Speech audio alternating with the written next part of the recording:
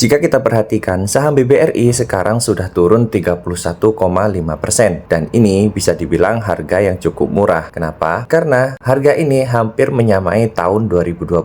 Selain itu, kalau kita perhatikan secara book value, harga saham BBRI saat ini book value-nya adalah 1,74 dan ini bisa dibilang cukup murah. Kenapa? Karena harga saham BBRI pernah naik sampai dengan hampir 3,6 book value-nya. Selain itu, jika kita lihat dari performa kinerja keuangannya dari tahun ke tahun terusan meningkat ya teman-teman. Di sini bisa kita lihat revenue di tahun 2020 sebesar 142 triliun dengan net margin sebesar 18,6 triliun. Di tahun 2023 revenue-nya sebesar 188,1 triliun dengan net income sebesar 60,1 triliun. Dan yang lebih menarik, di tahun 2024 kemarin Bank BRI berhasil mencatatkan revenue sebesar 208 triliun dan net income-nya sebesar 60,2 triliun rupiah. Artinya, secara kinerja, saham Bank BRI baik-baik saja ya teman-teman. Dan artinya, secara fundamental, Bank BRI harusnya baik-baik saja. Sayangnya, ada satu hal yang membuat saham BBRI ini kurang menarik. Apakah hal itu? Satu-satunya hal yang membuat saham BBRI ini kurang menarik adalah, jika kita lihat di sini, selama 3 bulan terakhir, asing terus-terusan melakukan selling ya. Secara total, bisa kita lihat di sini,